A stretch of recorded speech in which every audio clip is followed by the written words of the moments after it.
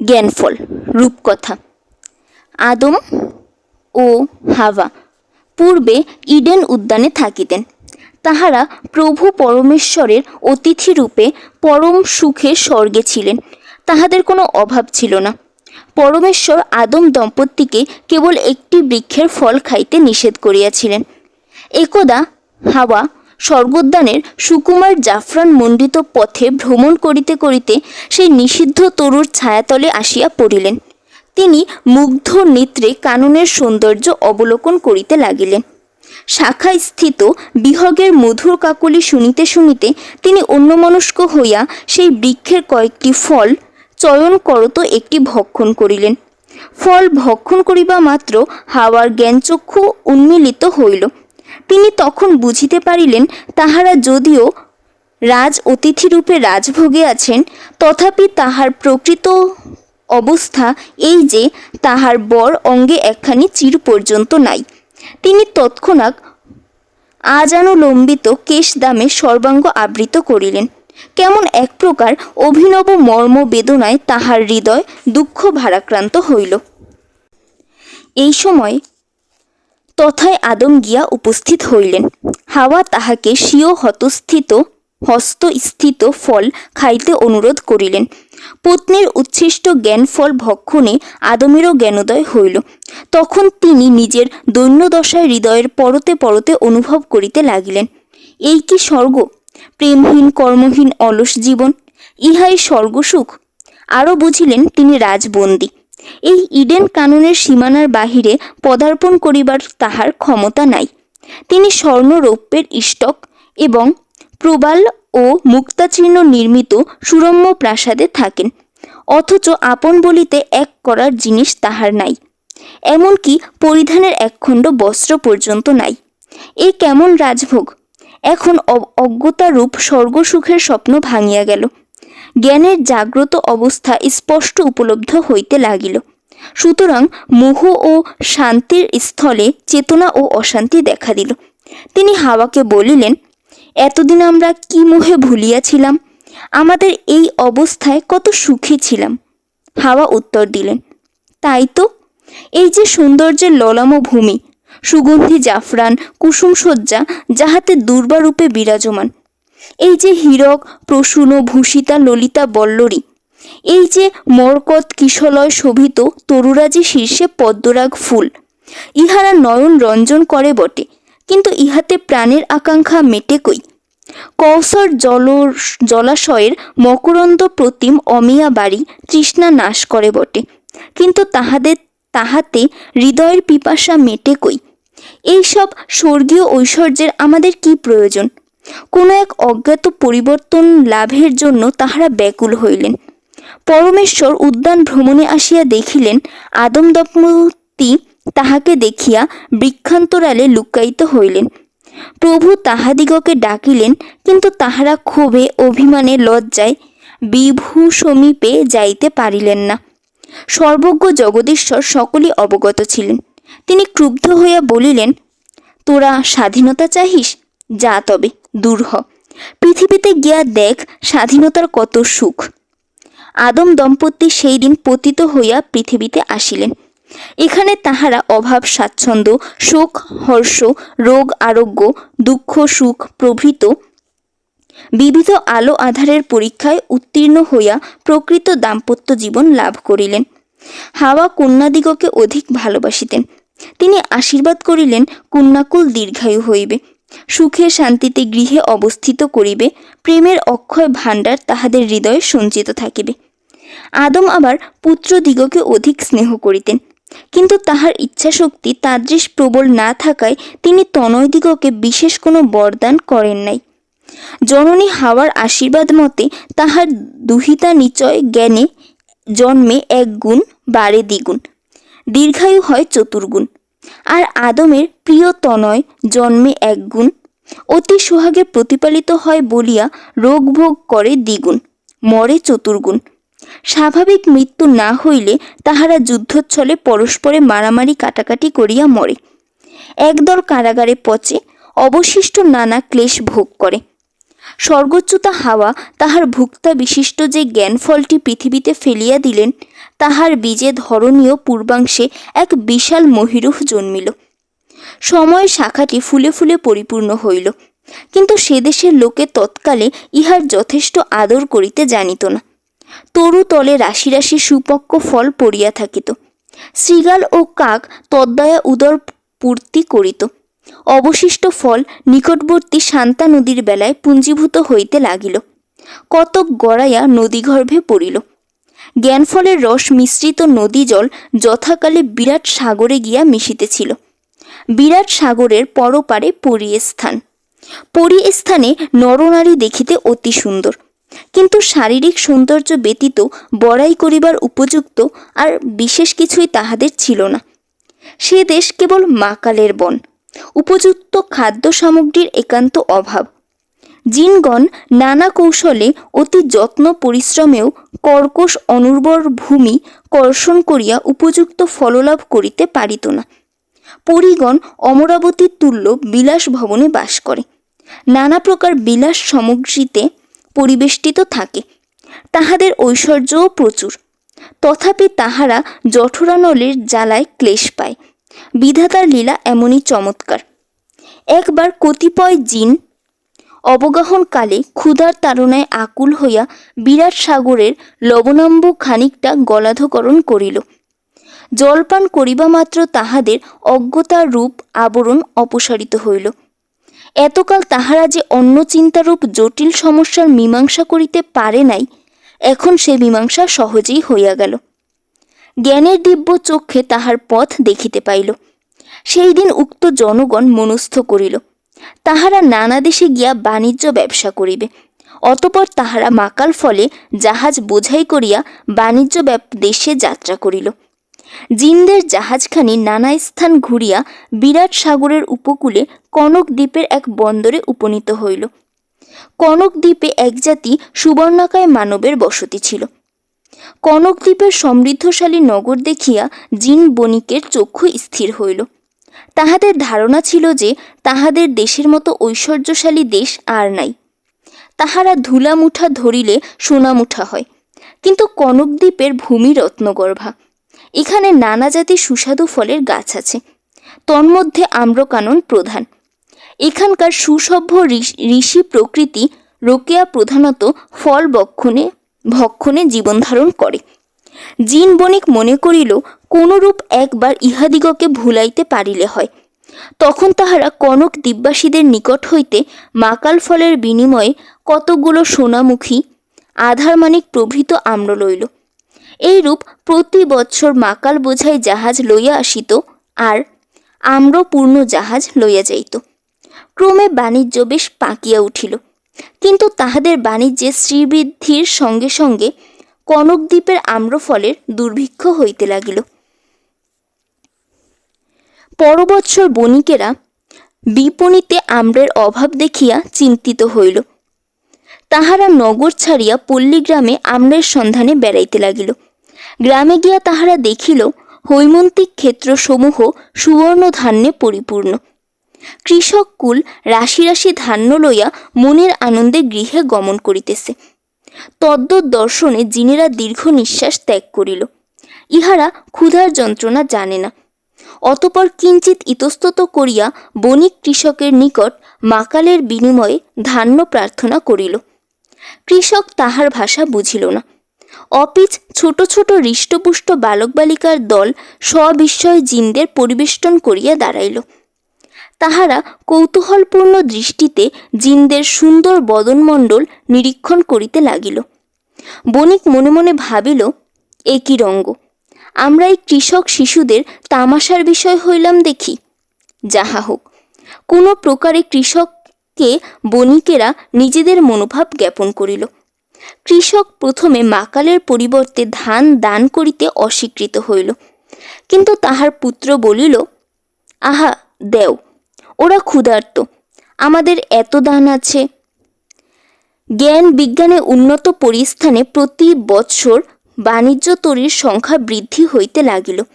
এখন আর খাদ্যদ্রব্যের অপ্রতুলতা নাই, সুতরাং পরিদিগের আর কোনো প্রকার ক্লেশ নাই। তাহারা মনের সাধে ঐন্দ্রজালিক রথ রোহণে সময় সময় কনকদ্বীপে ভ্রমণ করিতে আসিত। তাহাদের সহিত কনকদ্বীপবাসিনী ললনাদের বেশ ঘনিষ্ঠতা হইল। ফলে তাহারা পরীদের বেশভূষার অনুকরণ প্রয়াসী হইতে লাগিল। বাকি রহিল কেবল পরীর পাখা দুটির অনুকরণ। পূর্বে দু একখানি জাহাজ বৎসরে একবার মাত্র মাকালের আমদানি হইত। পরে অসংখ্য তরিপূর্ণ মাকাল বৎসরের ৩-৪ বার কনকদ্বীপে আসিতে লাগিল। আর রাশি রাশি ধান্য পরিস্থানে রপ্তানি হইতে চলিল। মাকালের মায়া এমনই যে কৃষক আর কিছুতেই আত্মসংযম করিতে পারিতেছিল না। আর কৃষক সম্বৎসরের জন্য ধান্য সঞ্চয় করিয়া রাখে না। ক্রমে এমন হইল, অদ্য যে ধান্যক্ষেত্র হইতে কর্তন করিয়া আনে, কল্য তাহা মাকাল বিনিময়ে বিক্রি করে। সুতরাং কনকদ্বীপে দুর্ভিক্ষ রাক্ষসী আসিয়া ঘর বাঁধিল। এই মাকাল বাণিজ্যের সময় একটা বিশেষ উল্লেখযোগ্য ঘটনা ঘটিয়াছিল। বিরাট সাগর তীরে একটি অপরূপ পেয়ারা গাছ হইয়াছিল। জ্ঞানফলের রস মিশ্রিত জল দ্বারা পুষ্ট হওয়ায় ওই পেয়ারা ফল কিছু কিছু জ্ঞানফলের গুণপ্রাপ্ত হইয়াছিল। জিনপরিগণ ওই পেয়ারা নিজেদের জন্য সযত্নে সংগ্রহ করিয়া রাখিত। কিন্তু একদিন বণিকেরা যৎকালে জাহাজে মাকাল তুলিতেছিল, সেই সময় দৈবাত তরুচূড়া হইতে গোটাকৃত পেয়ারা জাহাজে পড়িল। সেই পেয়ারা মাকালের সহিত কনকদ্বীপে আনিত ও বিকৃত হইল। কনকদ্বীপবাসী ২-৪ জন ভাগ্যবান ব্যক্তি পরিস্থান হইতে আনিত পেয়ারা ভক্ষণ করিয়া তাহার বীজ ফেলিয়া দিলেন। সেই বীজে কনকদ্বীপেও পেয়ারা গাছ হইল। ক্রমে শতাধিক বৎসর অতীত হইল। পেয়ারা ফলের কল্যাণে কতিপয় কনকদ্বীপবাসী ভদ্রলোক এখন ভ্রান্তি স্বপ্ন হইতে জাগিয়া উঠিলেন। দীর্ঘকালের শত শত বৎসরের মোহনিদ্রার পর একটি তীব্র জাগরণ। অন্ধচক্ষু প্রাপ্ত হইয়া ঘোর অন্ধকারে পড়িলেন। তাহারা বিস্ময় বিস্ফোরিত নয়নে চতুর্দিক নিরীক্ষণ করিয়া দেখিলেন, জিনগণ এক মাকাল ফলের পরিবর্তে দেহের সর্বস্ব লইয়া গিয়াছে। এখন জলৌকায় কার ন্যায় তাহাদের বুকের অবশিষ্ট রক্ত শোষণ করিতেছে। কনকের দৈন্য দুর্দশা দেখিয়া তাহাদের হৃদয় শতধা হইতে লাগিল। আর সে আম্রকানন নাই, কোনো সাধু ফল গাছেই আর ফল নাই। রত্নগর্ভা ধরণী ধূলিগর্ভা হইয়া পড়িয়াছে। ঘরে ঘরে হা অন্ন আর্তনাদ উঠিয়াছে। পূর্বের মতো কৃষকের আর কান্তি পুষ্ট নাই। তাহার দেহ কঙ্কালসার, পরিধানে শত গ্রন্থি চির। কনকদ্বীপবাসীর আর কিছুই নাই, আছে কেবল মাকাল আর মাকাল। নগরে রাজপথের দ্বিধারে পণ্য বিথিকায় মাকাল, গ্রামে হাটে বাজারে মাকাল, গ্রাম্য মুদির দোকানে মাকাল। সমুদয় দেশ মাকালে আচ্ছন্ন। এখন উপায়? কনকদ্বীপবাসী সাপে বরপ্রাপ্ত হইয়াছে, মাকালের সহিত জ্ঞান পেয়ারা লাভ করিয়াছে। সুতরাং উপায় ভাবিতে আর বিলম্ব হইল না। তাহারা প্রতিজ্ঞা করিল আর কোনো মাকাল গ্রহণ করিবে না। আবাল বৃদ্ধ বনিতা সকলে একযোগে দৃঢ় প্রতিজ্ঞা করিল, তাহারা আর মাকালের মায়ায় ভুলিবে না। তাহারা এখন যে নব উৎসাহ প্রবল শক্তি লাভ করিয়াছে, মাকালের নাকাল না হইলে এত শীঘ্র তাহা লাভে সমর্থ হইত না। এজন্য তাহারা কৃতজ্ঞতাপূর্ণ হৃদয়ে জিনদিগকে শতবার ধন্যবাদ দিল।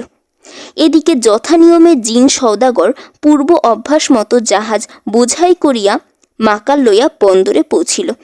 কিন্তু এবার আর মাকাল বিক্রয় হইল না।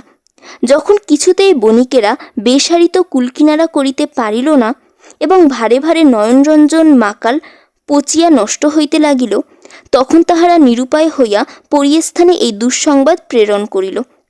পরিস্থানে বণিক সভায় এ বিষয়ে তুমুল আন্দোলন হইতে লাগিল। আন্দোলন প্রলয়ে বিরাট সাগরের সুগভীর শান্ত জল পর্যন্ত আলোড়িত হইল। পরিশেষে জৈনিক গলি তদন্ত পলিত কেশ বৃদ্ধ বলিলেন, অনুসন্ধান করিয়া দেখো, কনকদ্বীপবাসী কেন মাকালে বিরাগী হইল। বণিক দল কনকদ্বীপের নানা স্থানে ভ্রমণ করিয়া নানা প্রকার জনরব শুনিয়া অবগত হইল যে, যাহারা পেয়ারার আস্বাদ প্রাপ্ত হইয়াছেন তাহারাই মাকালের বিরোধী। সওদাগর এই সন্দেশ মায়া বলে এক নিমিষেই পরিস্থানে প্রেরণ করিল। সেই দিনই বণিক নেতা আদেশ দিলেন, কনকের পেয়ারা তরু সমূলে উৎপাটন করো। পুনরায় বণিকেরা মায়া সন্দেহবহ দ্বারা তাহাদের নেতাকে জ্ঞাপন করিল, অত বড় মহীরূহ সমূলে উৎপাদন করা অসম্ভব, অতএব কি আদেশ? বণিক নেতা তৎক্ষণাৎ আজ্ঞা দিলেন, উহার মূল ছেদন করো। পেয়ারা তরুর মূলে শত শত শানিত কুঠারের আঘাত পড়িতে লাগিল। তদ্দর্শনে কনকদ্বীপবাসী প্রথমে তো অবাক হইল, পরে বুঝিল ব্যাপারখানা কি। তাহারা প্রথমত অনুনয় বিনিময় দ্বারা জিন বণিকদের বৃক্ষছেদনে বাধা দিল, পরে সওদাগরের পদপ্রান্তে লুণ্ঠিত হইয়া সরোদনে নিষেধ করিল, কিন্তু জিনেরা কিছুতেই নিবৃত্ত হইল না। তখন কনকদ্বীপে ভয়ানক হইচই পড়িয়া গেল। শান্তিপূর্ণ দেশটির দিকে দিকে অশান্তি অনলে জ্বলিয়া উঠিল। জিন তবু নাছোড়বান্দা, তাহারা বরং সুবর্ণ কায়দিগকে বুঝাইতে চেষ্টা করিল, ঈশ্বর যখন জ্ঞানফল মানবের পক্ষে নিষেধ করিয়াছেন এবং এই ফুল গ্রহণ দোষেই আদিমাতা স্বর্গ বিচ্যুত হইয়াছিলেন, তখন নিশ্চয় জানিও এ ফল মানবের অতীব অনিষ্টকারী। অতএব তোমাদের পরম উপকারের জন্যই আমরা এত পরিশ্রম করিয়া এ গাছ কাটিতেছি। দেশের লোকেরা যথেষ্ট জ্ঞান বুদ্ধি প্রাপ্ত হইয়াছে, তাহারা আর ফাঁকা তর্কে ভুলিবার পাত্র নয়। তাহারা বলিল, তবে তোমরা ও ফল খাও কেন? আগে পরিস্থানের পেয়ারা গাছ কাটো গিয়া, পরে আমাদের গাছ কাটিও। আর আদিজননী যখন ওই ফল বিনিময়ে স্বর্গ সুখ তুচ্ছ করিয়া, তখন ও ফলের মূল্য কত তাহা সহজেই অনুমেয়। স্বর্গ হইতে আনিত ফল মর্তে অবশ্যই অতি যত্নে রক্ষণীয়, কিন্তু সে কথা শোনে কে? এ যে আতে ঘা। বৃক্ষ কর্তন উপলক্ষে কনকে কিছুকাল খুব বাক বিতণ্ডা চলিতে লাগিল। এই সময় কোনো অসতী পীর পণ্ডিত বলিলেন, এ বিকৃত পেয়ারা গাছের জন্য তোমরা বৃথা কলহ করো কেন? ইহা তো সেই আদি জ্ঞানফলের রূপান্তরিত ফল মাত্র।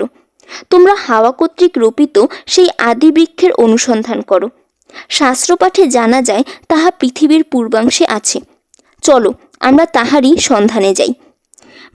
বৃদ্ধের কথা মতো সকলে বর্তমান ছাড়িয়া অতীতের সন্ধানে চলিল। বৃদ্ধ পণ্ডিত কিন্তু তাহাদের সঙ্গে গেলেন না, তিনি উপদেশ দান করিয়াই নিশ্চিন্ত রহিলেন। অনেক দিনের পর্যটনে বহু নদী, নদ, জনপদ, পর্বত প্রান্তর এবং অরণ্য অতিক্রম করিয়া কনকবাসীরা যথাস্থানে একটি সুবৃহৎ মৃত তরুর সন্নিকটে উপস্থিত হইল।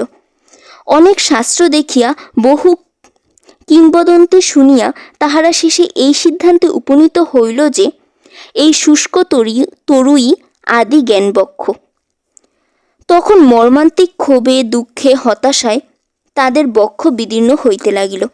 তাহারা এত পরিশ্রম করিয়া, দীর্ঘ প্রবাসে আহার নিদ্রা তুচ্ছ করিয়া, এত কষ্ট সহিয়া এদেশে আসিল এই মৃত তরুর জন্য।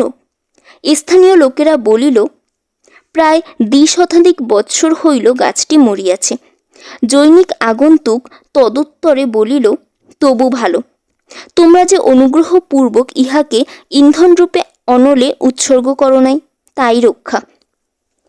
এখন কি করা যায়? কি উপায়ে জ্ঞানবৃক্ষ পুনর্জীবিত হইবে? কেহ বলিল, প্রাণপণে জলসেচন করো। কেহ বলিল, অশ্রু সেক করো। কেহ বলিল, হৃদয়ের শোণিত দান করো।